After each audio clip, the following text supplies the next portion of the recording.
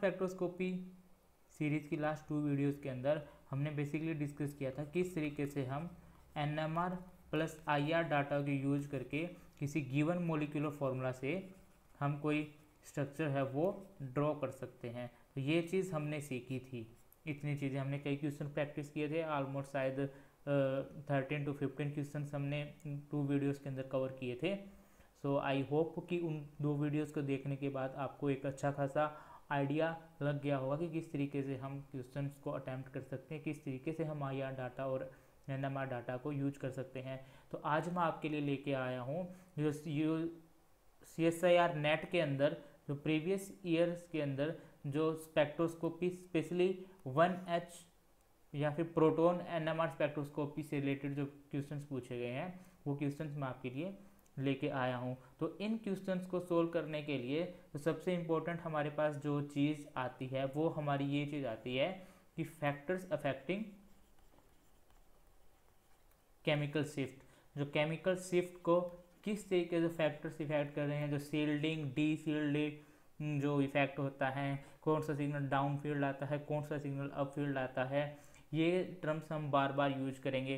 तो मैं आप सभी लोगों को रिकमेंड करूँगा कि जो मैंने एक केमिकल शिफ्ट के ऊपर जो वीडियोस बनाई हुई है, स्पेशली जहाँ पे मैंने factors affecting the chemical shift को डिस्कस किया है, आप वो वीडियो जरूर देखें एक बार, और उस वीडियो को देखने के बाद आप इस वीडियो को आप कंटिन्यू कर सकते हैं, क्योंकि वहाँ पे मैंने ये बहुत सभी टर्म्स को यूज किया है। जो टर्मिनोलॉजी मैं यहाँ यूज करूँगा कि डाउन फील्ड सिग्नल कौन सा होगा, अप फील्ड सिग्नल कौन सा होगा, जो हमारा शील्डिंग क्या चीज़ होती है और डी शील्डिंग क्या चीज़ होती है, ये टर्म्स मैं बार बार इन क्वेश्चंस को सोल्व करने के लिए यूज करूँगा।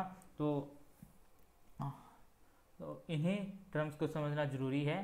तो आप पहले वो वीडियोस देखें, उसके बाद आप इस जो जिन टर्म्स को मैं यूज़ करूँगा वो आप इजीली समझ पाएंगे। तो हम स्टार्ट करते हैं हमारा फर्स्ट क्वेश्चन से। तो ये हमारा क्वेश्चन है जो कि दिसंबर 2011 के अंदर CSIR के एग्ज़ाम्स के अंदर आया हुआ है। यहाँ पे हमारे पास क्या है कि यहाँ पे 4 प्रोटॉन्स दिए गए हैं A to D। ये हमारा प्रोटॉन A है, ये हमारा प्रोटॉन B है, ये प्रोटॉन C है और ये वाले प्रोटॉन D है यहाँ पे। तो इन प्रोटॉन्स के लिए हमें ये नीचे जो गिवन जो वैल्यूज़ है केमिकल शिफ्ट की, वो वैल्यूज़ हमें असाइन करनी है कि कौन सी वैल्यू सही होगी यहाँ पे। तो इस क्वेश्चन को हम सोल्व करने के लिए इस क्वेश्चन को हम सोल्व करने के लिए वही जो factors affecting the chemical shift आते हैं, डाउन फील्ड और अप फील्ड सिग्नल्स आएंगे, उन्हीं चीज़ को हम यूज़ करेंगे। तो हमारे पास यहाँ पे देखो क्या चीज़ दी गई है, यहाँ पे हमारे पास 4 सिग्नल्स दिए गए हैं। तो ये सिग्नल हमारे पास एक CH3 का सिग्नल है, ये भी CH3 सिग्नल है। तो जो CH3 का जो सिग्नल है वो हमारा बेसिकली सिग्नल आता है 1.7 और ये 0.5 के अराउंड ऑफ ये सिग्नल्स आते हैं हमारे, जो sp3 हाइब्रिडाइज्ड CH होता है वो। और ये वाला जो सिग्नल है ये हमारा क्या है, ये हमारा है एल्कीन से रिलेटेड, जो कि हमारे पास sp2CH है। तो sp2CH वाले जो सिग्नल्स आते हैं वो हमारे पास, ये मानो आप कि ये हमारे पास 5 to 7 की रेंज के अंदर ये हमें सिग्नल मिलता है sp2 का। तो बेसिकली यही होता है हमारे पास। तो हम यही चीज़ को अप्लाई करेंगे। तो सबसे पहले हम ये देखते हैं यहाँ पे जो हमारा CH3 है, एक CH3 हमारा ये है और एक CH3 हमारा ये है। तो यहाँ पे हमारे पास CH3 के लिए ये 2 वैल्यूज़ दी गई है, एक हमारे पास 2.1 है और दूसरी हमारे पास क्या है 3.9 है। ये 2 वैल्यूज़ हमें दी गई है। तो इन 2 वैल्यूज़ में अगर हम ये देखेंगे कि D के लिए हमारे पास कौन सी वैल्यू अप्रोप्रिएट रहेगी यहाँ पे, तो हमें ये पता है कि ये जो CH3 है ये CH3 डायरेक्टली ऑक्सीजन के साथ अटैच्ड है और ऑक्सीजन एक हमारा इलेक्ट्रॉन विड्रॉइंग ग्रुप की तरह यहाँ पे एक्ट करेगा। तो ये यहाँ पे CH3 के अराउंड जो इलेक्ट्रॉन डेंसिटी है वो डिक्रीज करेगा, और इलेक्ट्रॉन डेंसिटी डिक्रीज करने का मतलब क्या हो गया वहाँ पे कि वो सिग्नल है वो क्या होगा, डी शील्डेड होगा, और डी शील्डेड होगा तो वो डाउन फील्ड की तरफ जाएगा। डाउन फील्ड का मतलब ये होगा, ये अगर मैं NMR अगर चार्ट बनाता हूँ, ये मेरी 0 डेल्टा वैल्यू है जो TMS की होती है। तो इससे जितना इधर आएंगे हम, जो हाई वैल्यूज़ होगी वो हमारी होती है डाउन फील्ड, जिसे हम बोलते हैं डी शील्डेड। और जितनी इधर आएगी वो सारी की सारी हमारी क्या आएगी, अप फील्ड आएगी, जिसे हम बोलते हैं शील्डेड।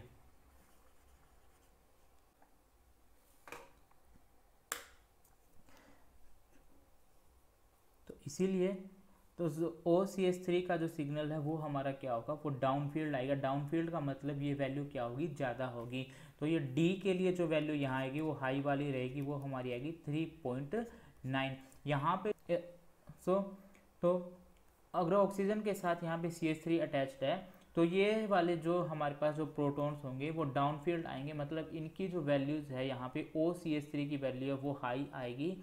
तो D के लिए जो वैल्यू आएगी मेरे पास, तो D के लिए जो वैल्यू आएगी वो आएगी हमारे पास 3.9। यहाँ पे जो C है हमारा, ये C भी अगर आप देखोगे तो ये भी हमारा डाउन फील्ड ही आ रहा है, क्योंकि ये जो यहाँ पे एल्कीन है ये भी एक इलेक्ट्रॉन विड्रॉइंग ग्रुप की तरह एक्ट करता है। sp2 है, इलेक्ट्रोनेगेटिव ही होते हैं, तो यहाँ से ये इलेक्ट्रॉन विड्रॉइंग की तरह काम करेंगे, बट इलेक्ट्रॉन विड्रॉइंग इफेक्ट है वो ऑक्सीजन का ज़्यादा होगा, तो ये डी वाला जो सिग्नल है वो हाई आएगा। तो ये सिग्नल हमारा डी का हो जाएगा और ये वाला सिग्नल हमारा हो जाएगा सी का। अब हमने डी और सी के सिग्नल हमने असाइन कर लिए, तो अब हम देखते हैं हमारे पास कि जो ये हमारा जो ए और बी के सिग्नल हमारे पास बच जाते हैं। तो ए और बी का अगर सिग्नल अगर हम देखेंगे तो ये अगर मैं यहाँ पे इसको अगर इस तरीके से अगर बनाता हूँ तो ये भी हम यही चीज़ देखेंगे OCH3। तो यहाँ पे ये हमारा अगर ध्यान दोगे तो ये डबल बॉन्ड और ये डबल बॉन्ड है वो कॉन्जुगेशन में है। तो कॉन्जुगेशन में होने से क्या होगा, यहाँ पे ये अपने इलेक्ट्रॉन इधर डोनेट करेगा, ये इलेक्ट्रॉन इधर डोनेट करेगा, और इसका जो स्ट्रक्चर है रेजोनेटिंग स्ट्रक्चर है वो ये स्ट्रक्चर बनेगा। नीचे बना लेता हूँ मैं CH3O नेगेटिव। तो यहाँ पे हमारा क्या आ जाएगा, एक पॉजिटिव चार्ज आ जाएगा, तो इधर हाइड्रोजन और इधर हाइड्रोजन। तो हम क्या चीज़ देख रहे हैं कि ये जो बी वाला जो प्रोटोन है, ये बी प्रोटोन है HB, इसके अराउंड में इलेक्ट्रॉन डेंसिटी डिक्रीज हो गई है। इलेक्ट्रॉन डेंसिटी डिक्रीज हो रही है रेजोनेंस के थ्रू। तो इलेक्ट्रॉन डेंसिटी डिक्रीज होने का मतलब क्या होगा, इसका सिग्नल है वो क्या आएगा, डाउन फील्ड आएगा, और उधर जो हमारा जो दूसरा सिग्नल है वो क्या आएगा, अप फील्ड की तरफ आएगा। तो यहाँ पे ए और बी के लिए हमारे पास दो वैल्यूज दी गई है। तो एक तो वैल्यू हमारे पास 6.8 है और ये दूसरी वैल्यू हमारे पास क्या 5.7 है। तो बी का सिग्नल आ रहा है डाउन फील्ड, मीन्स ये 6.8 है वो क्या आएगी, बी के लिए वैल्यू आएगी, और 5.7 है वो हमारे लिए किसकी आएगी, ए की वैल्यू आएगी। तो ये जो हमारा ऑप्शन बनता है वो हमारा ऑप्शन कहाँ बनता है कि डी के लिए 3.9 तो वो यहाँ पे है, और बी के लिए 6.8, तो हमारे लिए इसका ये वाला ऑप्शन है वो करेक्ट होगा। तो इस तरीके से हमें इन कंसेप्ट को अप्लाई करना है, जितना हम प्रैक्टिस करेंगे उतना ही ईजिली हम इन कंसेप्ट को अप्लाई कर सकते हैं। नेक्स्ट क्वेश्चन, ये एक सिंपल सा क्वेश्चन है। तो इस क्वेश्चन में हमें क्या पूछा गया है कि हमें जो जे कपलिंग कांस्टेंट है वो निकालना है। कपलिंग कांस्टेंट मीन्स जैसे ये एक सिग्नल होता है हमारा, जो NMR की जो पीक्स आती है वो एक्चुअली स्प्लिट हो जाती है, जहाँ पे मैंने केमिकल स्प्लिटिंग की बात की है, स्पिन स्प्लिटिंग की बात की है वो चीज़। तो इस तरीके से जो स्प्लिट होता है, तो स्प्लिट होने के बाद जो इनकी जो पिकलेट्स होते हैं, इनका बीच का जो डिफरेंस होता है फ्रीक्वेंसीज का हर्ट्ज के अंदर, वो हमारा कपलिंग कांस्टेंट होता है। तो इस चीज़ को निकालने के लिए हम क्या चीज़ यूज करते हैं, हमारे पास डायरेक्ट फॉर्मूला होता है, ये हमारा ppm के अंदर है, ठीक है, कि पार्ट्स पर मिलियन के अंदर हमारा आता है। तो हम डायरेक्ट इसमें क्या करते हैं कि जो ये हमारे पास पीक्स आ रही है कि एक पीक हमारी 2.38 है और दूसरी पीक हमारी 2.35 है, तो इन दोनों का हम डिफरेंस लेते हैं और फिर हम ये देखते हैं कि ऑपरेट किस पे कर रहा है। ये ऑपरेट कर रहा है 400 मेगाहर्ट्ज के ऊपर, तो हम जितनी ऑपरेटिंग फ्रीक्वेंसी होती है उससे डायरेक्टली मल्टीप्लाई कर देते हैं। तो ये हमारा जो ऑप्शन आंसर आएगा वो हमारा आएगा 12 हर्ट्ज। तो ये क्वेश्चन है वो बेसिकली इंपॉर्टेंट होता है गेट एग्ज़ाम और जो जैम का एग्ज़ाम आता है, वहाँ पे इस टाइप के क्वेश्चन कई बार पूछे जाते हैं। सो ये इसीलिए इंपॉर्टेंट क्वेश्चन है गेट और जैम के अंदर। नेट के अंदर, करंट एग्जाम्स के अंदर ऐसे टाइप के क्वेश्चन सब वो नहीं पूछे जाते। ऐसे क्वेश्चन बेसिकली जैम के अंदर ज़्यादा पूछे जाते हैं। तो नेक्स्ट क्वेश्चन देखते हैं हम, ये थर्ड क्वेश्चन है हमारा। ये क्वेश्चन हमारा जो जून 2012 के अंदर आया हुआ है। तो यहाँ पे हमारे पास क्या है कि हमारे पास ये दो कंपाउंड्स दिए गए हैं ए एंड बी। तो हमें ये असाइन करना है कि इनमें से जो यहाँ पे सिग्नल्स देंगे ये प्रोटॉन्स, उनके लिए कौन कौन सी वैल्यू होगी। तो सबसे पहले चीज़ तो हमें यही देखनी होगी कि कितने नंबर ऑफ सिग्नल देंगे। नंबर ऑफ सिग्नल्स की अगर हम बात करेंगे, यहाँ पे हाइड्रोजन है, यहाँ पे हाइड्रोजन है, यहाँ पे हाइड्रोजन है, यहाँ पे हाइड्रोजन है। ये जितने चार के चार जो हाइड्रोजन है ये इक्विवेलेंट हाइड्रोजन है। अगर आप इनका स्ट्रक्चर केमिकल एनवायरनमेंट देखोगे तो सेम है। देखिए इस हाइड्रोजन के इस साइड कौन सा ग्रुप लगा है, इस हाइड्रोजन के इस साइड भी ये ग्रुप लगा है, इस हाइड्रोजन के इस साइड भी ये ग्रुप लगा है और इसके भी इस साइड ये ग्रुप लगा है। तो इनका केमिकल एनवायरनमेंट है वो सेम है। तो ये जो चार प्रोटॉन्स है वो सारे के सारे एक ही सिग्नल देंगे। और इधर जो CH3 है और ये वाला जो CH3 है वो भी हमारे पास एक ही सिग्नल देंगे, ये दोनों के दोनों। और एक चीज़ और होती है, जैसे ही ऐसे स्ट्रक्चर्स आते हैं ना जहाँ पे अगर सिमिलैरिटी दिखे, सिमिट्री दिखे, जिन क्वेश्चंस के अंदर, जिन स्ट्रक्चर के अंदर सिमिट्री दिखे, जैसे यहाँ पे अगर मैं इसका सिमिट्री ड्रॉ कर सकता हूँ, तो अगर आप सिमिट्री अगर इसकी ड्रॉ करोगे, यहाँ पे अगर आप देखोगे तो जो स्ट्रक्चर आपको इस साइड दिख रहा है, यहाँ से ऐसे ड्रॉ करता हूँ मैं, यहाँ से जो स्ट्रक्चर इसका इस साइड दिख रहा है वही स्ट्रक्चर इस साइड है। तो ये इसका हाफ मॉलिक्यूल हो गया और इधर हाफ मॉलिक्यूल ये हो गया। तो इस हाफ मॉलिक्यूल का जो सिग्नल्स आएंगे ना वही हमारे फाइनल सिग्नल्स होंगे। आपको दोनों साइड देखने की जरूरत नहीं है, जैसे यहाँ पे। ओके, तो ये चीज़ हम देख सकते हैं इधर। तो ये दोनों सिमेट्रिक है, तो एक जैसे ही प्रोटॉन्स है। तो यहाँ पे हमारे पास क्या आएंगे, दो ही टाइप के सिग्नल देगा। एक सिग्नल हमारा इस CH3 से आएगा और दूसरा सिग्नल हमारा क्या आएगा, इस बेंजीन रिंग का जो हाइड्रोजन है वो। यहाँ भी सेम, एक हमारा बेंजीन रिंग से सिग्नल आएगा और दूसरा हमारा क्या आएगा, इसका मिथाइल का। तो ये दो ही सिग्नल देंगे। तो दो ही सिग्नल दिए गए हैं यहाँ पे। ये हुआ इनके नंबर ऑफ सिग्नल्स के बारे में।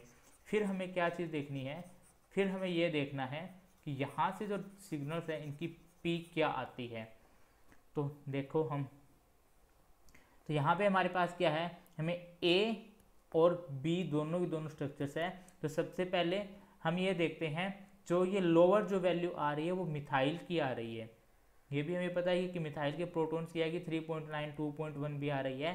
तो अगर आप यहाँ पे देखोगे तो B कंपाउंड्स के अंदर देखो और A कंपाउंड के अंदर देखते हैं, तो जो ये वाला जो मिथाइल है, तो यहाँ पे हमारे पास ऑक्सीजन से साथ डायरेक्टली अटैच्ड है। तो जैसा कि हमने अभी एक दो क्वेश्चन पहले किया था कि अगर ऑक्सीजन के साथ अटैच्ड है तो इस मिथाइल के जो प्रोटॉन्स आएंगे OCH3, तो इसका जो केमिकल शिफ्ट है वो हाई आएगा। तो हाई केमिकल शिफ्ट आने का मतलब क्या होगा, जो इन दोनों में से जो हाई वैल्यू है वो 3.9 है। तो B में एक सिग्नल हमें मिल गया 3.9। तो A का एक सिग्नल क्या आ जाएगा, अगर ये वाला 3.9 है तो A के लिए यही क्या आ जाएगा, हमारा 2.1 आ जाएगा। तो देखते हैं 3.9, B के लिए 3.9 यहाँ पे है। तो हमारा ये ऑप्शन सही होगा इधर, या फिर ये होगा। ये भी ऑप्शन हमारा रिजेक्ट हो जाता है और ये ऑप्शन भी रिजेक्ट हो जाता है। अब हमारे पास क्वेश्चन बच गए बेंजीन रिंग के।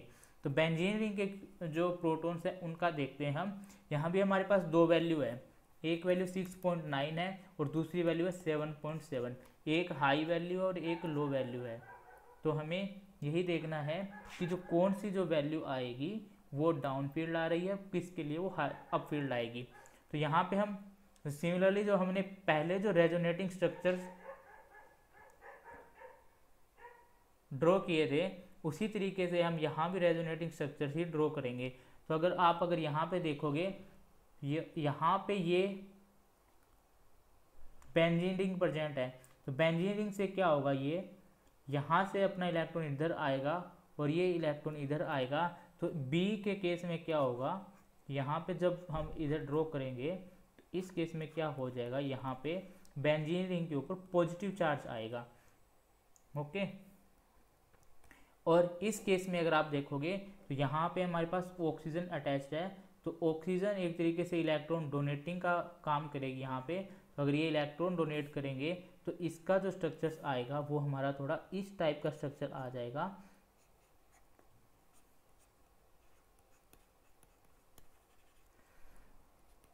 ठीक है, तो मीन्स ए के केस में क्या हो रहा है, जो इलेक्ट्रॉन डेंसिटी है वो इंक्रीज हो रही है, और बी के केस में क्या हो रहा है कि इलेक्ट्रॉन डेंसिटी है वो डिक्रीज हो रही है, और जहाँ पे इलेक्ट्रॉन डेंसिटी डिक्रीज होगी वो आएगा डाउनफील्ड। डाउनफील्ड आने का मतलब जो वैल्यू आएगी वो केमिकल शिफ्ट की हाई आएगी। यहाँ पे इलेक्ट्रॉन डेंसिटी इंक्रीज हो रही है, तो इलेक्ट्रॉन डेंसिटी इंक्रीज होने का मतलब जो सिग्नल है वो क्या आएगा, अपफील्ड। अपफील्ड का मतलब लो केमिकल डेल्टा वैल्यू आएगी यहाँ हमारे पास। तो अब देखो, तो इसका मतलब कि जो बी के लिए जो वैल्यू है वो हमारी क्या आएगी, 7.7 आएगी, और ए के लिए जो वैल्यू आएगी वो क्या आएगी, 6.9।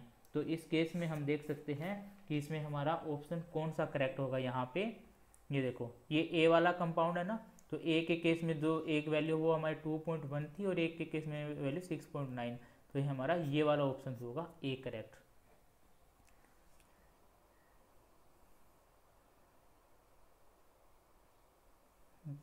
अब नेक्स्ट क्वेश्चन देखते हैं हम। तो नेक्स्ट क्वेश्चन हमारा रिलेटेड है, ये हमारे पास आईआर डाटा के से रिलेटेड है, कि यहाँ पे हमें आईआर डाटा भी दिया गया है और एनएमआर डाटा भी दिया गया है। तो सबसे पहले हमें क्या करना होगा, हमें फंक्शनल ग्रुप आइडेंटिफाई करना होगा। तो फंक्शनल ग्रुप हमारे पास यहाँ पे दो फंक्शनल ग्रुप मुझे दिख रहे हैं, एक तो मुझे एस्टर दिख रहा है और दूसरा मुझे दिख रहा है यहाँ पे कीटोन। तो अगर जो एस्टर और कीटोन होता है, तो एस्टर की जो पीक आती है वो बेसिकली हमारी क्या आती है, 1735 और 1750 के अराउंड आती है, और जो कीटोन्स की जो पीक आती है वो 1710 से 1720 के अराउंड आती है, और यहाँ पे हमारे पास क्या है, 1680 है। तो इसका तो हमारे पास चांस ही नहीं है, ये एस्टर तो हमारा हो ही नहीं सकता। जो पॉसिबिलिटी हमारे पास बचती है कि ये हमारा क्या हो सकता है, कीटोन ही हो सकता है। तो ये हमारा हुआ कि एस्टर तो हमारा हो नहीं सकता, तो एस्टर नहीं हो सकता, तो सीधा ही हमारे पास ये ऑप्शन और ये ऑप्शन हमारे खत्म हो गए। अब हमें देखना है कि हमारे पास बी आएगा या फिर सी आएगा या फिर डी ऑप्शन आएगा, इन दोनों में से ही हमें देखना है। तो इसके लिए हम क्या करेंगे, अब हम ड्रॉ करते हैं इसका जो एनएमआर डाटा है उसको समझते हैं। तो एनएमआर डाटा के अंदर हमारे पास क्या दिया गया है कि एक जो ये प्रोटॉन है हमारे पास, तो सबसे पहला सिग्नल है हमारा जो 1H और ये D, जो वहाँ पे ऐसे लिखा होता है ना, ये इसका मतलब ये होता है हमारे पास कि ये जो एक सिग्नल है वो क्या है, फॉर 1 हाइड्रोजन्स का ये क्या है, डबलेट है। ओके, कि 1 हाइड्रोजन का ये डबलेट है, कि एक हाइड्रोजन के लिए हमें डबलेट मिल रहा है, जहाँ पे हमारी J की वैल्यू क्या होगी, 8 होगी। सॉरी, फिर जो यहाँ पे हमारे पास ये वाली वैल्यू है, सिमिलरली यही कि एक हाइड्रोजन हमारा ऐसा है जो डबलेट देगा, और यहाँ पे 6.5 पे जो सिग्नल आ रहा है वो क्या है, एक हाइड्रोजन का सिग्नल है, और वो क्या है, सिंगलेट है। इस तरीके से इसको पढ़ा जाता है। ऐसे ही 5.8 का यहाँ पे क्या है, 1 हाइड्रोजन का सिग्नल है और ये सिंगलेट है, और D2O एक्सचेंजेबल, जहाँ भी एक्सचेंजेबल वर्ड आता है इसका मतलब वो हमारे पास क्या होगा, OH होगा, NH हो सकता है, ये चीज़। और मैंने पिछली वीडियो के अंदर भी एक बहुत अच्छे एग्जांपल के साथ बताया था कि जो एक्सचेंजेबल प्रोटॉन्स होते हैं वो स्प्लिटिंग नहीं कराते, वो स्प्लिटिंग के अंदर इंटरफेयर नहीं करेंगे। ओके, तो ये चीज़ को, इस कंसेप्ट को आपको याद रखना है हमेशा। तो ये इस तरीके से हम इस जो ये डाटा है इसको इस तरीके से हम रीड करते हैं। तो यहाँ पे हमारे पास कैसे सिग्नल आ रखे हैं, हमारे पास कितने सिग्नल्स हैं, हमारे पास सिग्नल हैं, देखो एक हमारे पास बेंजीन रिंग है, तो बेंजीन रिंग के अंदर हमारे पास यहाँ पे कितने हाइड्रोजन्स है, 3 हाइड्रोजन्स है। यहाँ भी बेंजीन रिंग के पास हमारे पास 3 हाइड्रोजन्स है, तो हमारे पास बेंजीन रिंग की जो पीक्स आती है वो हमें पता है वो 6.5 to 8 के अंदर मिलती है, और इस रेंज के अंदर हमारे पास 3 हाइड्रोजन के सिग्नल है। जी हाँ, एक हमारे पास ये सिग्नल है, दूसरा ये सिग्नल है, और तीसरा ये सिग्नल है। तो ये तीनों हमारे पास सिग्नल है यहाँ पे, तो वो तीनों यहाँ हो गए। OMe दोनों के अंदर है, ग्रुप सेम फंक्शनल ग्रुप है, और हर जगह हमारे पास ये कॉमन आ रहे हैं।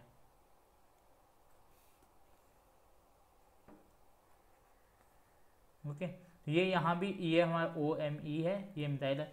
तो सिर्फ फर्क क्या है, सिर्फ इनका फर्क है हमारा पोजीशंस का फर्क है। तो ये पोजीशंस हम कैसे निकालेंगे, हम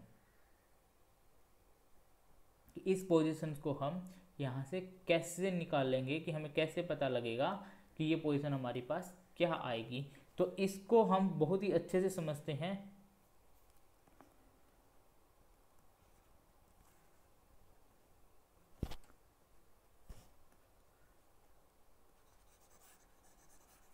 तो हम इसको समझने की कोशिश करते हैं। यहाँ पे मैं इन सिग्नल्स को अच्छे से लिख लेता हूँ कि यहाँ पे देखो ये डबलेट है और ये J is equal to 8H है। तो ये भी मैंने आपको बताया था कि जहाँ पे हमारे पास ऑर्थो हाइड्रोजन्स होंगे उनके लिए जो J की वैल्यू है वो 8 के अराउंड आएगी, 8 to 10 के अराउंड आएगी। अगर वो मेटा है पोजीशंस उनकी, तो उनकी वैल्यू हमारे पास 2 to 3 के अराउंड मिलेगी। अगर पैरा है तो उनकी वैल्यू हमें और लो मिलेगी। ऑर्थो मेटा और पैरा का मतलब हमारे पास ये होगा कि उनकी positions with respect to each other, ये हाइड्रोजन और ये हाइड्रोजन हमारा इस तरीके से होगा। ठीक है, तो ये मतलब इसके रिस्पेक्ट में ये ऑर्थो पोजीशन, तो इन दोनों के कारण जो सिग्नल आएगा स्प्लिटिंग होगी, उसके लिए जो J की वैल्यू है वो हमारी क्या होगी 8। ओके, तो मीन्स ये वाला जो डबलेट आ रहा है ना हमारा, वो डबलेट किसका आ रहा है, वो डबलेट हमारा क्या है, दोनों हाइड्रोजन जो क्या होंगे ऑर्थो हाइड्रोजन होंगे उनका आ रहा है। ये भी जो डबलेट आ रहा है J is equal to 8H है। तो मीन्स कि हमारे पास जैसे ये हाइड्रोजन है यहाँ पे,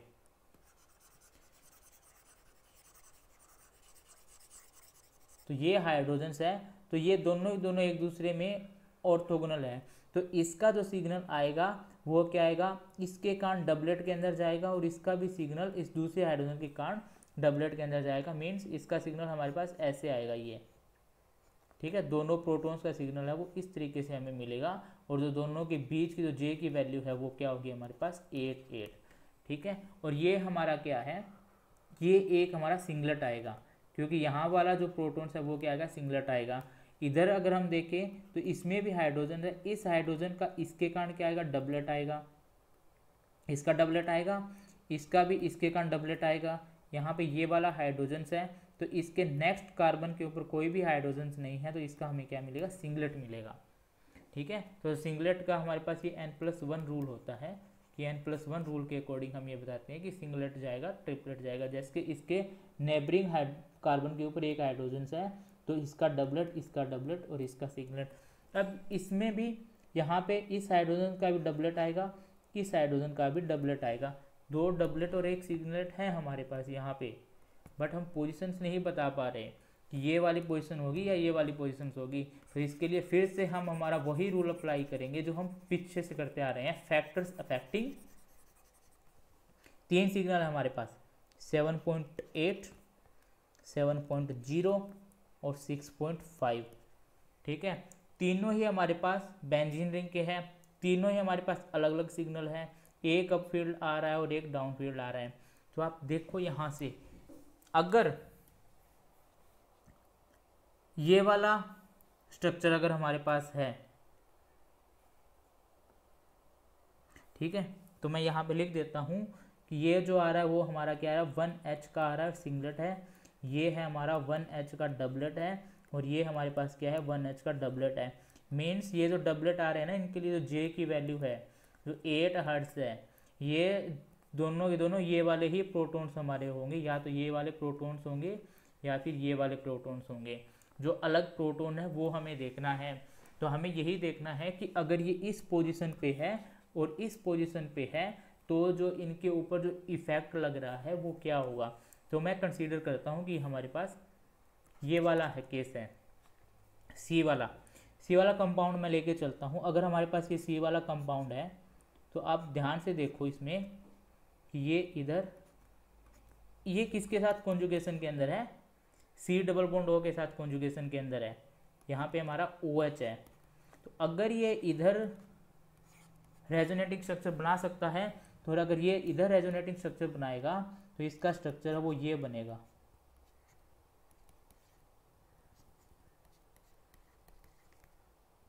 यहाँ पे हमारा OH, तो रेजोनेटिंग स्ट्रक्चर यहाँ बनने का मतलब जो इधर जो हाइड्रोजन जो है ना, तो इधर हाइड्रोजन का ये हमारे पास क्या होगा, इलेक्ट्रॉन डेंसिटी डिक्रीज हो जाएगी, और इलेक्ट्रॉन डेंसिटी डिक्रीज होने का मतलब क्या होगा, वो हमारा आना चाहिए डाउन फील्ड।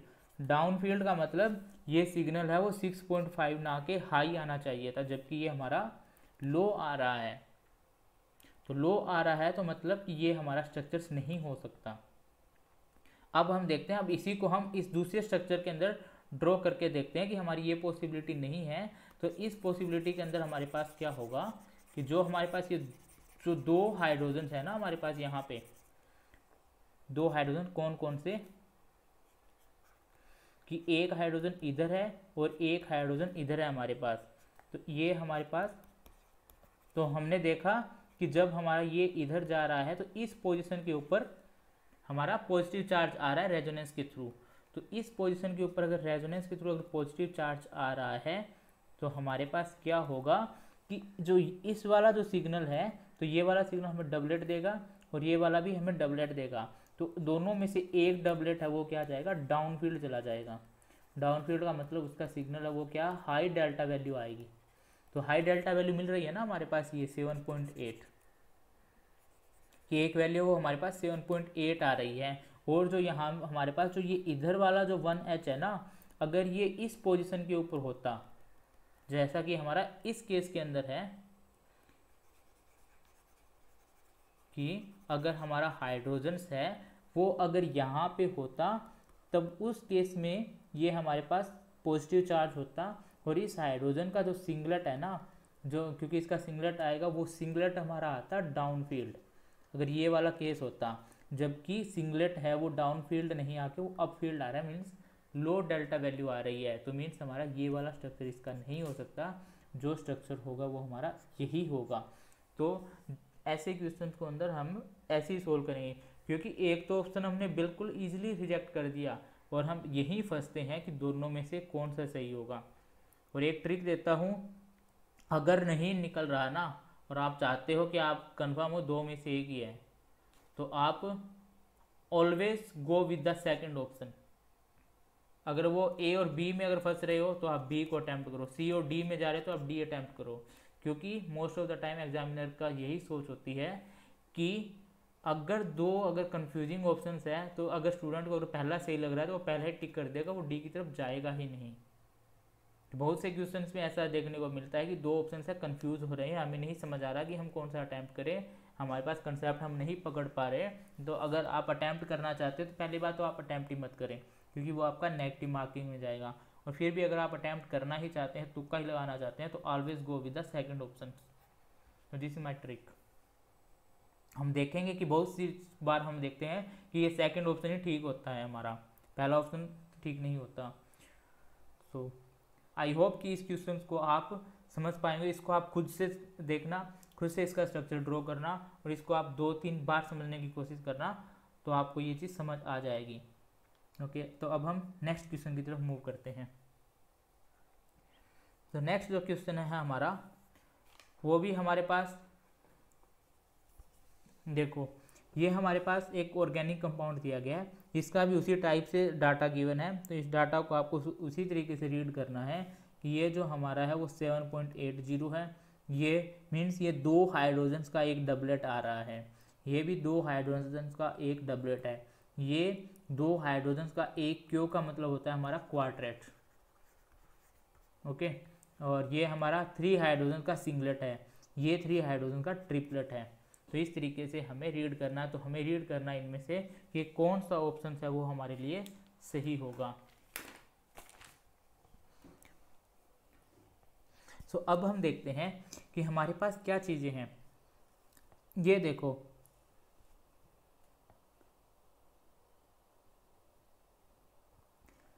ये 2 हाइड्रोजन्स का है, ये 2 हाइड्रोजन्स का है। इट मीन्स कि हमारे पास क्या होंगे, ये बेंजीन रिंग के हाइड्रोजन्स होंगे, ये 2 और 2 चार, क्योंकि बेंजीन रिंग का ही जो डाटा है, वो जो सिग्नल है वो हमारा आता है 6 to 8 के रेंज में।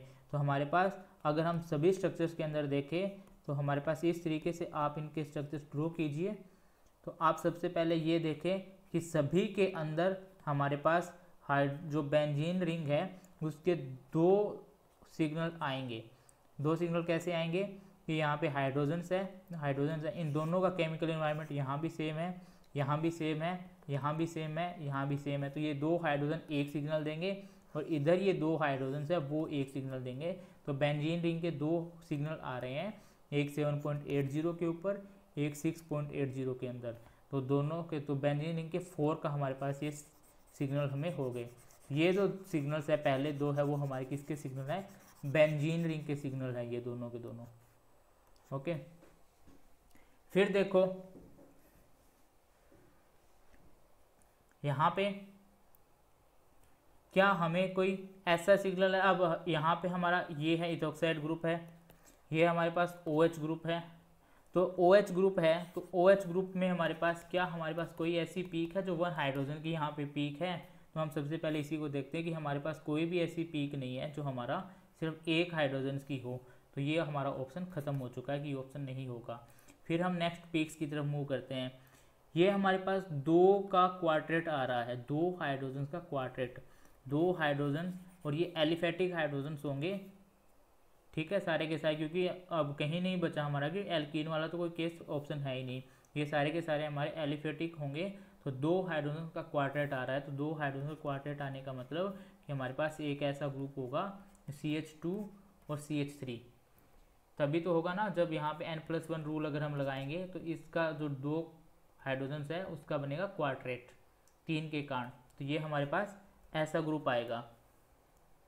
तो ऐसा ग्रुप आएगा, अगर आप ध्यान से देखो ना इस चीज़ को, यहाँ से देखो ये 4.10 में आने का मतलब क्या होगा हमारे पास कि ये जो हाइड्रोजन्स है नॉर्मली तो इसकी पीक हमारे पास 1.7 के रेंज में आती है, बट ये बहुत ज़्यादा डाउन फील्ड आ गई, और कितनी बार बताया है कि अगर ये डाउन फील्ड आ रही है तो इसका मतलब ये डायरेक्टली ऑक्सीजन से अटैच्ड होगा ये वाला ग्रुप, और ऑक्सीजन से अटैच्ड होगा ये वाला ग्रुप, तो इसका मतलब ये दोनों ऑप्शन में से आएंगे, ये ऑप्शन ख़त्म। इस पीक ने हमारी चीज़ एक और चीज़ क्लियर कर दी। अब देखो हमारे पास क्या चीज़ आएगी,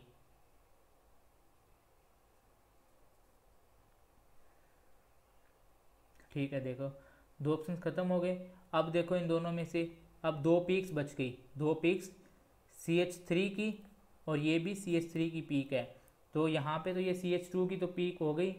अब ये इथोक्साइड इधर आएगा, अब इन दोनों में देखो यहाँ पे CH3 होगा और यहाँ पे H2 होगा, क्या यहाँ पे एक और पीक आ रही है एक्स्ट्रा, H2 की तो एक ही पीक है ना हमारे पास यहाँ पे,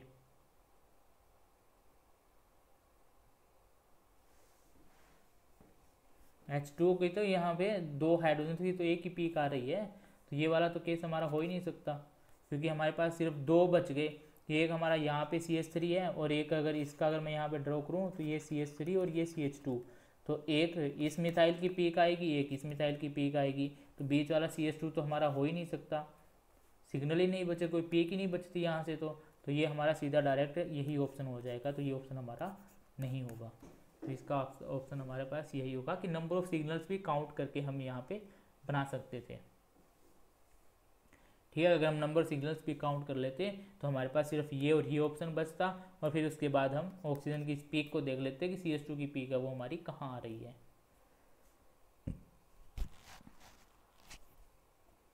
नेक्स्ट क्वेश्चन, इस क्वेश्चन की तरफ मूव करते हैं। तो यहाँ पे हमारे पास दिसंबर 2013 के अंदर ये क्वेश्चन आया हुआ है, इसी टाइप से हम इस क्वेश्चन को सोल्व करेंगे। यहाँ पे सबसे पहले हमारे पास ये C8H10 ये फॉर्मूला दिया गया है, तो इस फॉर्मूले से अगर हमें ये देखना हो कि हमारे पास क्या सभी कंपाउंड्स के अंदर सिमिलर टाइप के स्ट्रक्चर्स आ रहे हैं या फिर नहीं आ रहे, तो देखो हमारे पास 8 कार्बन होने चाहिए, 8 कार्बन इन 6 यहाँ पे बेंजीन के, 7th ये और 8th ये और 9th ये दोनों ही होगा, क्योंकि हमारे टोटल 8 ही हाइड्रोकार्बन दिए गए हैं। ये हमारे पास स्ट्रक्चर खत्म हो गया हमारे पास, और इसके अंदर देखते हैं हम यहाँ पे 6 बेंजीन के, 7 और 8 ये हो सकता है, 6, 7 और 8 ये भी हो सकता है, फिर 6 बेंजीन के, 7 इधर और 8 हमारा मिथाइल का, तो 8 इसके अंदर भी हो सकता है और 8 इसके अंदर भी हो सकता है, तो ये हमारा नहीं बनेगा। फिर इसके बाद हम देखते हैं यहाँ से, तो एक ऑप्शन हम कट कर चुके हैं, अब हम इसके स्ट्रक्चर्स बनाते हैं कि कौन सा ऑप्शन करेक्ट होगा। देखो ये जो सिग्नल्स है ये बेंजीन रिंग के होंगे, क्योंकि बेंजीन रिंग के यहाँ पे देखो कितने प्रोटॉन्स हैं, 4 प्रोटॉन्स है बेंजीन रिंग के हर केस के अंदर। और बेंजीन रिंग के कितने सिग्नल्स आ रहे हैं वो देखो, एक हाइड्रोजन का ये सिग्नल, एक हाइड्रोजन का ये सिग्नल, एक हाइड्रोजन का ये सिग्नल और एक ये। जो हमारे पास रेंज वही है ना हमारी 6.52 से लेके हमारी जो 8 तक की जो रेंज बनती है वो हमारी बेंजीन रिंग की होती है। हमारे पास 4 अलग अलग सिग्नल है। 4 अलग अलग सिग्नल होने का क्या ये वाला कंपाउंड 4 अलग सिग्नल देगा? जी नहीं, ये एक हमारा यहाँ पे देगा और 2 इधर देगा। ये हमारे पास ये दोनों इक्विवेलेंट है, ये दोनों इक्विवेलेंट है, तो ये बेंजीन रिंग 2 ही सिग्नल देगी हमारे पास, 4 डिफरेंट नहीं देगी। तो ये हमारा ऑप्शन खत्म हो जाता है। इसमें देखो अब बचे हमारे पास ये 2 ऑप्शंस।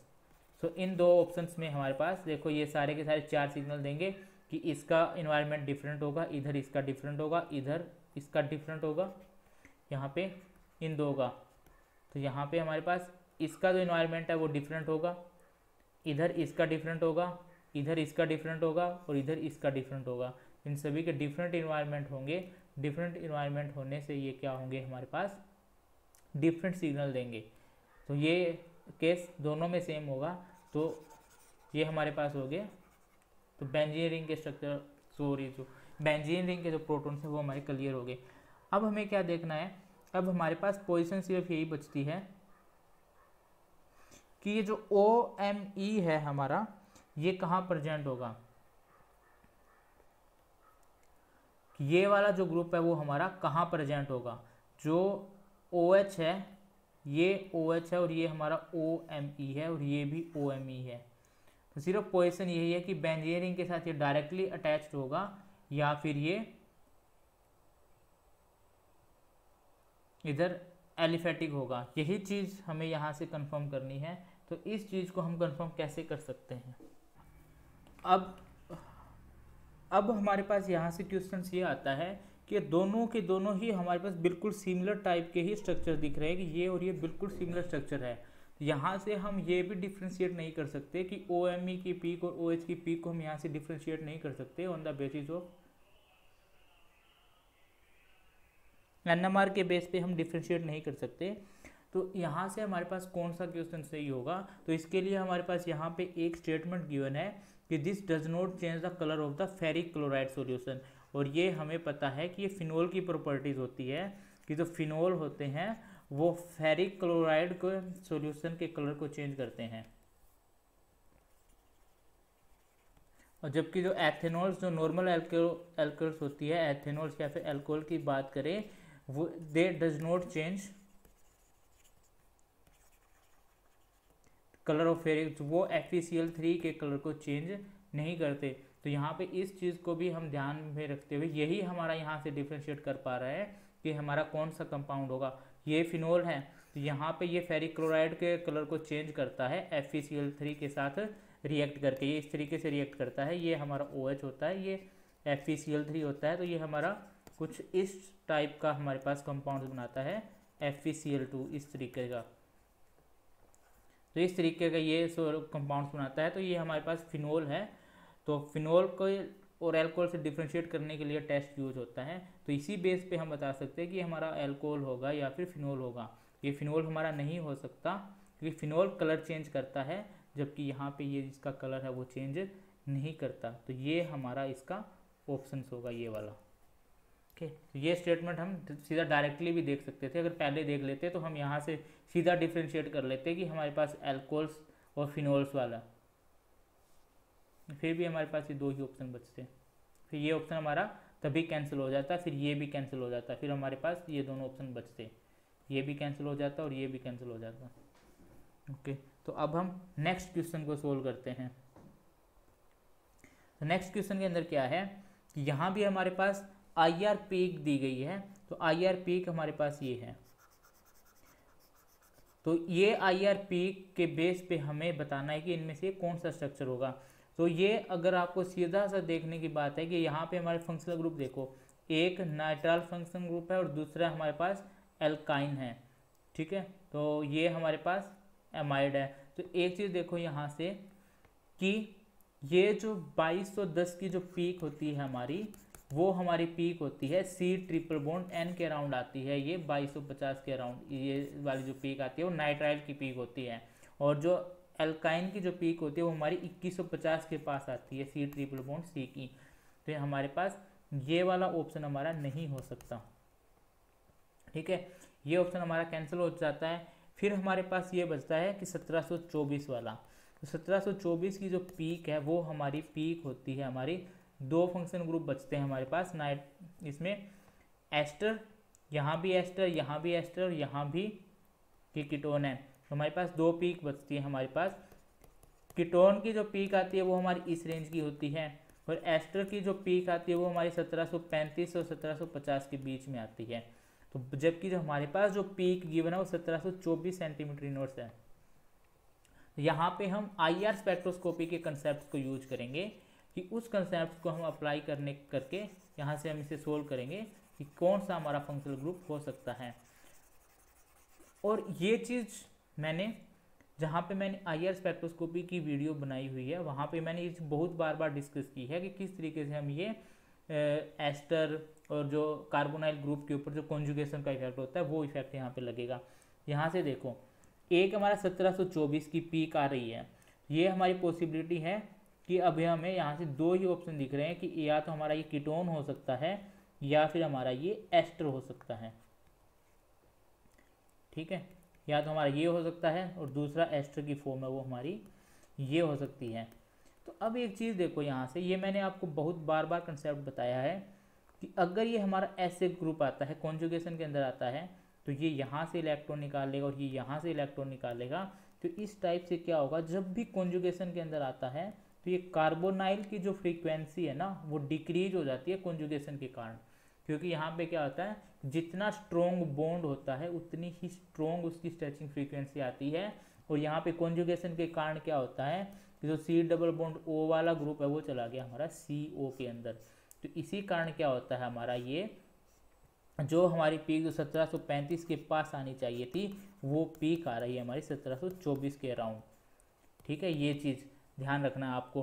और यही पीक यही ग्रुप अगर हमारा इस तरीके से अगर प्रेजेंट होता है ना दूसरे तरीके से एस्टर ग्रुप कि इस तरीके से अगर प्रेजेंट हो, यहाँ हमारा ये यहाँ पे ऑक्सीजन है, ये हमारा कार्बोनाइल ग्रुप है, तो यहाँ से क्या होगा जो ऑक्सीजन है वो इधर अपना डबल बॉन्ड इधर डोनेट करेगा और ये जो इसका जो रेजोनेटिंग स्ट्रक्चर है वो इस तरीके से बनेगा। तो इस केस में क्या होगा, यहाँ पे पॉजिटिव चार्ज, यहाँ पे पॉजिटिव चार्ज, यहाँ पे नेगेटिव चार्ज। अब ये पॉजिटिव हो गया ना, यहाँ से क्या करेगा ये इलेक्ट्रॉन डेंसिटी इधर से विड्रॉ करेगा, तो यहाँ पे जो ये वाला जो ग्रुप है ना ये क्या हो जाएगा स्ट्रोंग बन जाएगा। तो स्ट्रोंग होने से क्या होगा जो 1735 वाली पीक है ना वो हमारी क्या आएगी अब हाई आएगी। ये कंसेप्ट मैंने बहुत बार एक्सप्लेन किया है, इसके ऊपर मैंने क्वेश्चन भी कराए हुए हैं IR स्पेक्ट्रोस्कोपी की सीरीज के अंदर, वहाँ से आप इस कंसेप्ट को समझ सकते हो। तो ये चीज़ देखने के बाद हमें एक चीज़ पता लग गई कि हमारा ये वाला ग्रुप हमारा नहीं हो सकता, क्योंकि ये तो हमने कैंसिल कर दिया। अब हमारा ये ग्रुप नहीं हो सकता क्योंकि ये इस ग्रुप में क्या होगा कि ये हमारा इधर जाएगा और ये इधर जाएगा, तो डी ऑप्शन हमारा नहीं हो सकता। तो डी ऑप्शन होता तो जो ये एल्कीन की जो पीक हमारी आती है 1720 वो और डिक्रीज होके हमारी चली जाती है 1700 के पास, जबकि हमारी आ रही है 1724। अब हमारे पास ऑप्शन बचता है हमारा, या तो हमारा ये ऑप्शन आएगा या फिर हमारे पास ये ऑप्शन आएगा। तो हमारे पास यही ऑप्शन मुझे दिख रहा है कि यहाँ से क्या होगा जो एस्टर की पीक 1735 आनी चाहिए वो कॉन्जुगेशन के कारण डिक्रीज हो गए हमारे पास क्या चली जाएगी 1725 के राउंड चली जाएगी। तो ये सिर्फ IR पीक के बेस पे ही हम इसको बता सकते हैं कि हमारा कौन सा ऑप्शन होगा, अगर IR के कंसेप्ट अगर हमें बहुत अच्छे से आते हैं तो। ओके, तो ये हमारा हुआ, ये क्वेश्चन भी हमने सोल्व कर लिया। ये हमारा IR के बेस के ऊपर ही क्वेश्चन सोल्व हो रहा है, तो हम इसको इस तरीके से सोल्व कर सकते हैं। तो यहाँ से मैंने आपको IR का भी एक बहुत अच्छा कंसेप्ट समझा दिया कि वहाँ पे कॉन्जुगेशन है वो किस तरीके से जो फ्रीक्वेंसीज है उनको अफेक्ट करता है। अब इन स्ट्रक्चर्स के अगर आपको जो NMR की पीक है वो अगर आपको कंफर्म करनी है तो आप वो भी यहाँ से कंफर्म कर सकते हो कि ये हमारा ये स्ट्रक्चर्स है। तो हमारे पास ये 2 बेंजीन रिंग की पीक्स आएगी, जो बेंजीन के प्रोटॉन्स है ये इक्विवेलेंट प्रोटॉन्स होंगे।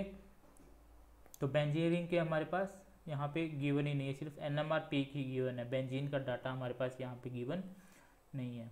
तो ये जो अदर जो पीक्स है उन्हीं की CH2 की और उन्हीं की जो पीक्स है वो गिवन है हमारे पास। ओके, तो ये हमारा ये ऑप्शन वो सही होता है हमारा। फिर हम नेक्स्ट क्वेश्चन देखते हैं ये। अब यहाँ से हम जाते हैं, ये भी क्वेश्चन एक इम्पोर्टेंट क्वेश्चन है। इसमें भी देखो 13C NMR डाटा गिवन है, IR डाटा गिवन है और प्रोटॉन NMR का भी डाटा गिवन है हमारे पास। यहाँ से हमें क्वेश्चन निकालना है।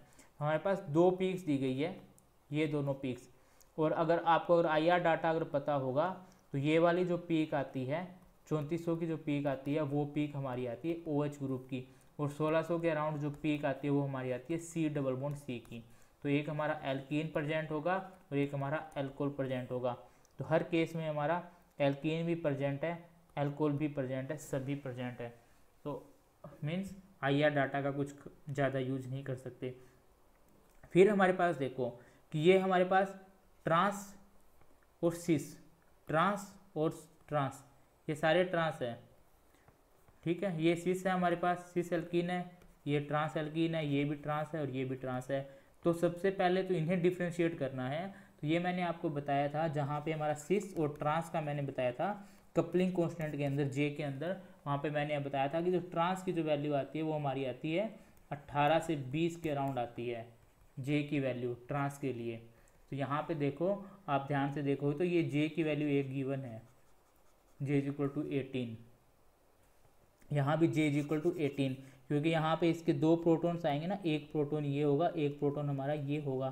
तो इन दोनों की जो कपलिंग होगी, इसका इसके कारण डबलेट आएगा और इस हाइड्रोजन का इसके कारण डबलेट आएगा। तो इन दोनों का जो आपस में जो डबलेट आएगा वो उनके लिए जो J की वैल्यू है वो क्या आ रही है, 18 आ रही है। तो 18 होने का मतलब वो हमारा क्या होगा, ट्रांस होगा। तो सिस वाला ऑप्शन हमारा खत्म हो जाता है। ये चीज़, ये ऑप्शन हमने खत्म कर दिया कि हमारा ट्रांस है तो सिस नहीं हो सकता। तो एक ऑप्शन हमारा यहाँ से रिजेक्ट हो जाता है। अब फिर से हम वहीं पर अब देखते हैं बाकी और को। तो बाकी और को देखने के लिए अब हम जाते हैं बेंजीन रिंग के स्ट्रक्चर के पास, ठीक है। तो सबसे पहले हम देखते हैं यहाँ पे कि ये वाला बेंजीन रिंग के कितने प्रोटॉन्स दे रखे हैं हमें। तो बेंजीन रिंग के प्रोटॉन्स 6 to 8 के अंदर आता है, और इसी रेंज में हमारे पास क्या आ रहा है, ये एल्कीन का भी आ जाता है। तो एल्कीन के हमारे पास कितने प्रोटॉन होंगे, 2 प्रोटॉन्स होंगे, और हर केस में 2 ही प्रोटॉन्स हैं हमारे पास एल्कीन के। इस केस में भी 2 है, इस केस में भी 2 है। तो ये 6 के अराउंड जो आ रहे हैं, नज़दीक आ रहे हैं, वो हमारे हो जाएंगे एल्कीन के, और जो बाकी जो बचेंगे वो हमारे किसके होंगे, बेंजीन रिंग के। तो बेंजीन रिंग के हमारे पास कितने आएंगे, 1, 2 और 3 हमारे पास ये सारे के सारे आ रहे हैं। तो यहाँ भी हमारे पास, अब देखो हम इसका स्ट्रक्चर ड्रॉ करते हैं।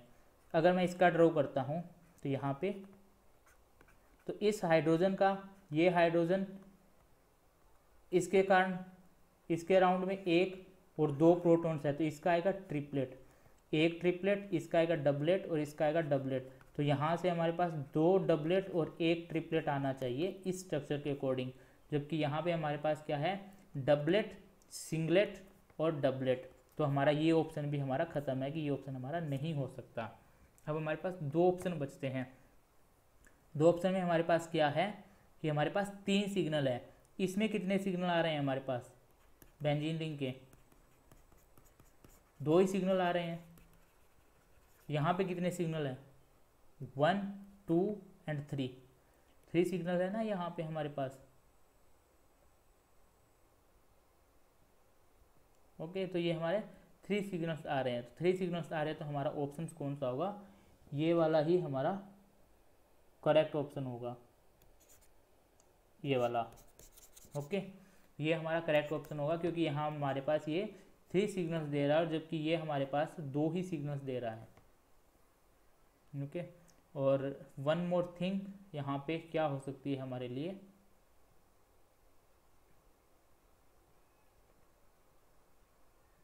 One more thing one more thing. Okay, यहाँ पे इसका जो हाइड्रोजन आएगा, यहाँ पे ये वाला हाइड्रोजन, इसका सिंगलेट आएगा इन दोनों के कारण, क्योंकि इधर कोई भी प्रोटॉन्स नहीं है, इस कार्बन पे और इस कार्बन पे, और यहाँ पे हाइड्रोजन, तो इस हाइड्रोजन का इसके कारण डबलेट आएगा और इस हाइड्रोजन का इस हाइड्रोजन के कारण डबलेट आएगा। तो ये हमारे पास 2 डबलेट और 1 सिंगलेट, तो ये स्ट्रक्चर हमारे यहाँ से कंफर्म हो रहा है, जबकि यहाँ पे सिर्फ हमारे पास 2 डबलेट ही आ रहे हैं। यहाँ से मैं आपको एक कंसेप्ट और बताना चाहूँगा, जो ये डी क्यू लिखा है इस चीज़ के बारे में। ये डी क्यू हमारे पास क्या होता है,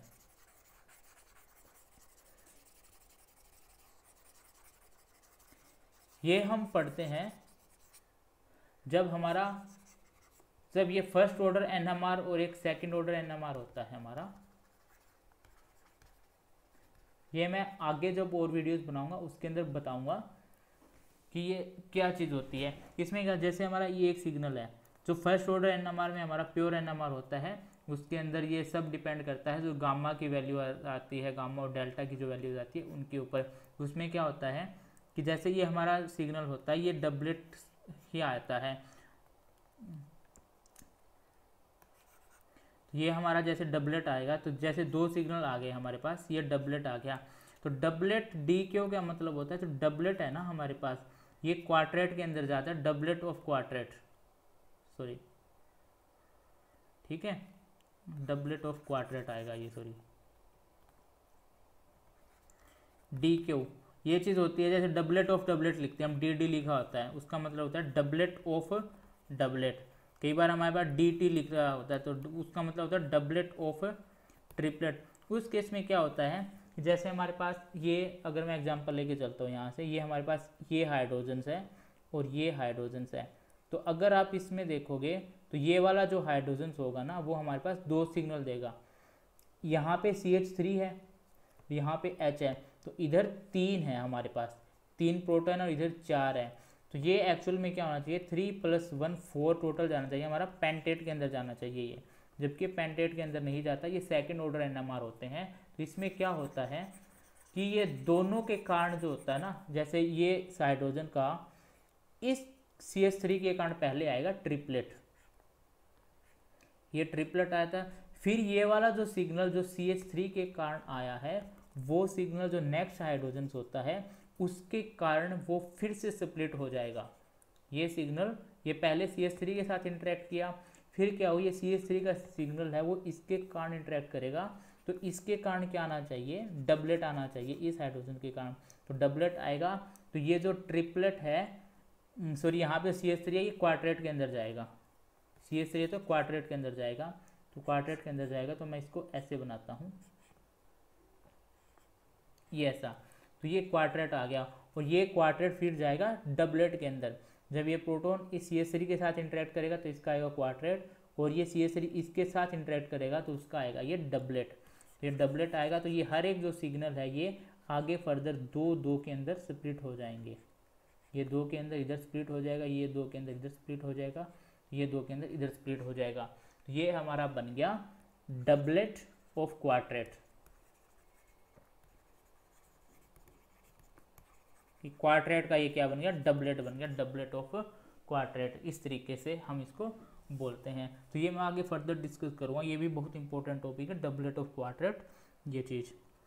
तो ये हमारा कंसेप्ट, ये यहाँ से ये क्वेश्चन कंप्लीट हुआ हमारा। ओके, सो ये हमारा नेक्स्ट क्वेश्चन है, ये मैंने क्वेश्चन स्पेशल उठाया है, बहुत इंपॉर्टेंट क्वेश्चन है, कि इसमें बहुत ही बारीक सा कंसेप्ट यहाँ पे होगा, ठीक है, बहुत अच्छा कंसेप्ट होगा, और उसी एक पॉइंट के थ्रू हम इसको डिफ्रेंशिएट करेंगे कि हमारा क्या आएगा स्ट्रक्चर, तो इसे आपको ध्यान से देखना है।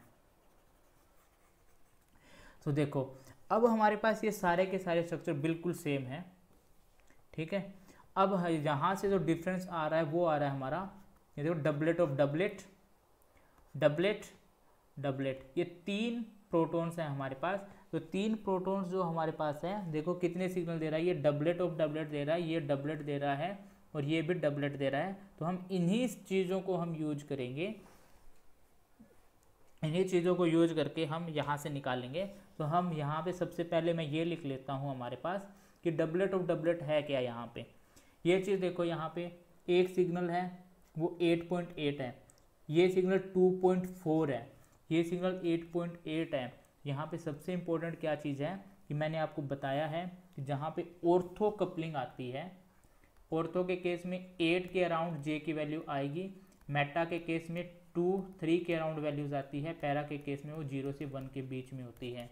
तो ऑर्थो कपलिंग यहाँ पे हो रही है। ऑर्थो कपलिंग का मतलब ये होता है कि हमारे पास ये दो हाइड्रोजन्स अगर प्रेजेंट है ये वाले, ठीक है, तो ये दोनों एक दूसरे के साथ ऑर्थो पोजीशन के अंदर आ रहे हैं, तो ये हमारी ऑर्थो कपलिंग है। और मेटा कपलिंग में हमारे पास क्या होगा कि मान लो यहाँ पे कोई ग्रुप अगर प्रेजेंट हो गया, यहाँ पे हाइड्रोजन है और यहाँ पे हाइड्रोजन्स हैं, तो ये एक दूसरे डायरेक्ट कपलिंग नहीं कर रहे यहाँ से, ये कर रहे हैं मेटा पोजिशन के थ्रू, ये इसके साथ इंटरेक्ट कर रहा है, तो थ्रू मेटा कपलिंग। ये हमारी मेटा कपलिंग होती है कि अगर इस हाइड्रोजन के रिस्पेक्ट में अगर इसकी पोजीशन देखें ना कि इस हाइड्रोजन की ये ऑर्थो है और ये मेटा पोजीशन है, ये हमारी होती है मेटा कपलिंग। तो इसका मतलब ये हो गया हमारे पास कि जो दो हाइड्रोजन जो प्रेजेंट है ना, हमारे पास 3 हाइड्रोजन प्रेजेंट्स है, वहाँ पे एक हमारा मेटा पोजीशन के ऊपर होगा, ठीक है, उस तरीके से वो इंटरेक्ट करेगा। तो अब देखो हमारे पास ये कौन सा ऑप्शन हमारा आएगा, ठीक है। तो अब देखते हैं हमारे पास, हम सभी के अंदर बनाते हैं, ये हमारा हाइड्रोजन, ये हमारा हाइड्रोजन और ये हाइड्रोजन। अब ये हाइड्रोजन इसके साथ इंटरेक्ट करेगा, तो इसके साथ इंटरेक्ट करेगा, ये देगा डबलेट, और फिर एक मेटा कपलिंग है, तो मेटा कपलिंग होगी तो ये इसके साथ इंटरेक्ट करेगा, तो मेटा कपलिंग के कारण जो इंटरेक्ट होगा तो वो डबलेट वाला सिग्नल फिर से डबलेट में टूटेगा, तो वो आएगा डबलेट ऑफ डबलेट, ठीक है, डबलेट ऑफ डबलेट इस तरीके से बनता है।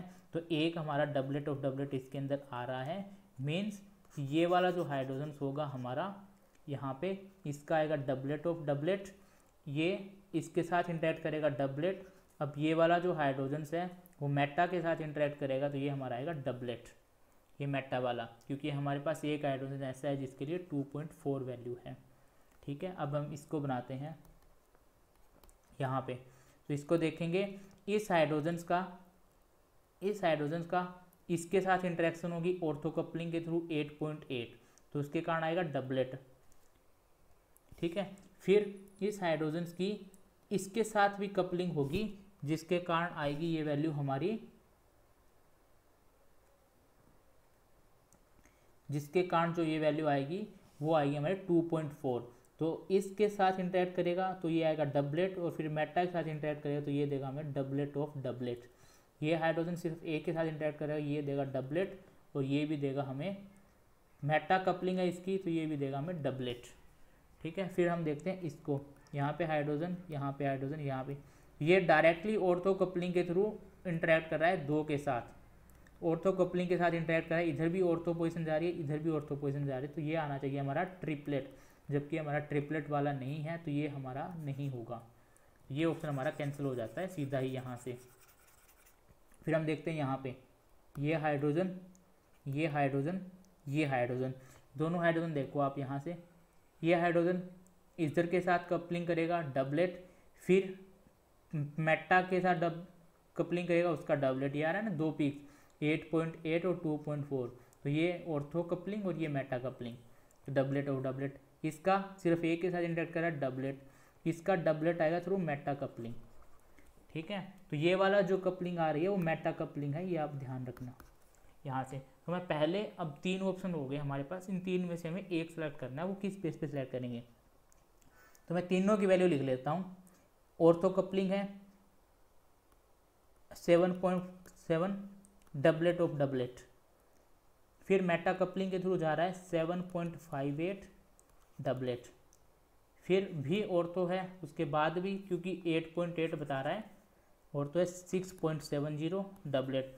देखो जो हाई वैल्यू आती है वो आता है हमारा डाउन फील्ड, ये भी मैं डाउन फील्ड लिखूँगा, और ये मैं स्लाइडली लिखूँगा कि ये वाला अप फील्ड है। तो आप समझ गए होंगे कि ये हम जो इसको कंसेप्ट है वो किस बेस पे सोल्व करेंगे, डाउन फील्ड कौन सा जा रहा है और अप फील्ड कौन सा जा रहा है। तो सबसे पहले मैं सबसे पहला कंपाउंड लेके चलता हूँ, ये वाला ही, ठीक है। यहाँ पे देखते हैं हम ए वाला केस में बनाता हूँ इधर,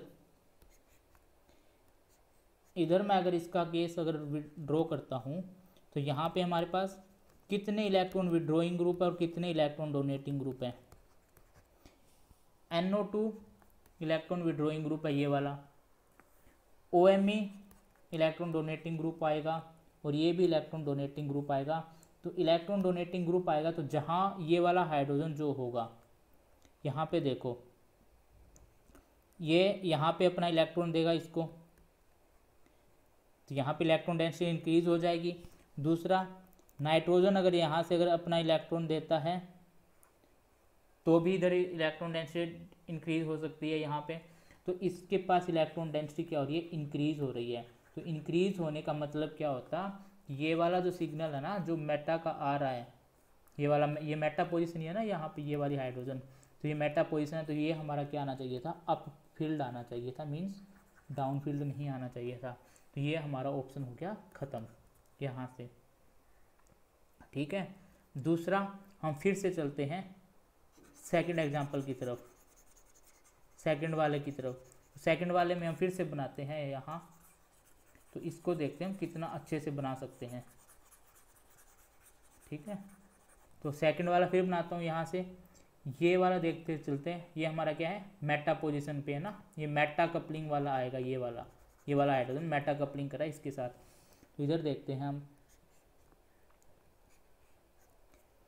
ये NO2 है, इधर जो हाइड्रोजन है और इधर हाइड्रोजन जो है, यहाँ पे ये जो इलेक्ट्रॉन इससे विड्रॉ करेगा, इलेक्ट्रॉन इससे अगर विड्रॉ करेगा तो यहाँ भी इसकी इलेक्ट्रॉन डेंसिटी डिक्रीज होगी, यहाँ भी पार्शियली पॉजिटिव चार्ज आएगा और यहाँ भी पार्शियली पॉजिटिव चार्ज आएगा, ठीक है। अगर यहाँ दोनों जगह अगर पार्शियली अगर पॉजिटिव चार्ज अगर आएगा तो पार्शियली पॉजिटिव चार्ज आने का मतलब यहाँ पे क्या हो रही है, इलेक्ट्रॉन डेंसिटी डिक्रीज हो रही है और यहाँ भी इलेक्ट्रॉन डेंसिटी डिक्रीज हो रही है। तो ये दोनों के दोनों सिग्नल क्या आने चाहिए, डाउन फील्ड आने चाहिए। तो दोनों के दोनों सिग्नल हमें क्या मिल रहे हैं, ये डाउन फील्ड मिल रहे हैं, ये भी डाउन फील्ड आ रहा है और ये भी डाउन फील्ड आ रहा है। हाँ, आप बोल सकते हो कि यहाँ पे ये वाला ऑक्सीजन भी प्रेजेंट है, तो ये इधर अगर अपना इलेक्ट्रॉन देता है तो इधर भी ये इलेक्ट्रॉन डोनेट करेगा, तो ये रेजोनेंस के थ्रू ये यहाँ भी इलेक्ट्रॉन डेंसिटी आ सकती है। बट यहाँ पे दोनों केस में इधर डबलेट ऑफ डबलेट है, इस केस में भी इलेक्ट्रॉन डेंसिटी डिक्रीज हो रही है, इसके भी, तो इन दोनों का पार्शियली है, ये मतलब डाउन फील्ड आएगा। तो ये हमारा ऑप्शन हो सकता है। अब हमारा ये ऑप्शन बचता, हम इसको चेक करते हैं लास्ट वाले को, क्योंकि हमें तीनों ऑप्शन ही चेक करने होंगे, फिर हम देखेंगे कहाँ पे इलेक्ट्रॉन डेंसिटी स्ट्रॉन्ग है, कहाँ पे बहुत वीक है। अब हम देखते हैं इधर अगर हमारा हाइड्रोजन होगा तो यहाँ पे सिमिलर केस आएगा कि इसका अगर मैं दूसरे यहाँ से NH2 प्रेजेंट है, यहाँ पे NH2 अगर यहाँ से अगर इलेक्ट्रॉन देगा तो इधर इसका जाएगा, क्योंकि ठीक है, सॉरी देखता हूँ मैं इसको अभी बनाते हैं हम कि यहाँ पे जो ये वाला सिग्नल आ रहा है यहाँ पे हाइड्रोजन, तो यहाँ पे हाइड्रोजन डबलेट ऑफ डबलेट देगा ना, इधर ये वाला डबलेट ऑफ डबलेट। तो अगर यहाँ पे अगर इलेक्ट्रॉन यहाँ से डोनेट करेगा, ठीक है, तो यहाँ पे जो आएगा हमारा वो पार्शियली क्या आएगा, हमारा इलेक्ट्रॉन डेंसिटी इंक्रीज हो रही है। तो इलेक्ट्रॉन डेंसिटी अगर यहाँ पे इंक्रीज हो रही है तो इलेक्ट्रॉन डेंसिटी इंक्रीज होने के कारण ये चीज़ क्या आएगी, हमारी अप फील्ड आनी चाहिए थी, जबकि इस केस में क्या है, ये डाउन फील्ड है।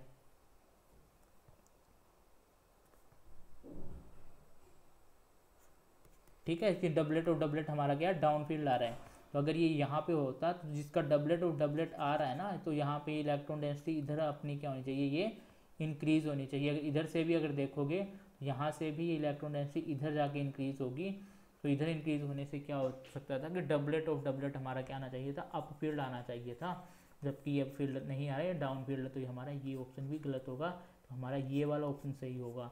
तो ये बहुत ही ट्रिकी क्वेश्चन था। तो जितने क्वेश्चन मैंने किए हैं, I like this question most, ठीक है। और इस क्वेश्चन का अगर कंसेप्ट अगर आप समझ पाते हो तो मीन्स आप NMR स्पेक्ट्रोस्कोपी के ये जो डायरेक्ट सिग्नल की वैल्यूज़ बताने वाले क्वेश्चन होते हैं वो आप सारे के सारे अटैम्प्ट कर सकते हो। तो आप यहाँ पे इस क्वेश्चन के ऊपर भी फोकस कीजिएगा। सो आज के लिए मेरे पास इतने क्वेश्चन है, नेक्स्ट हम मिलते हैं और क्वेश्चन लेके आऊँगा जो हमारे 2015 से लेके 2020-22 तक के जितने क्वेश्चन हैं वो हम नेक्स्ट वीडियो के अंदर कवर करेंगे।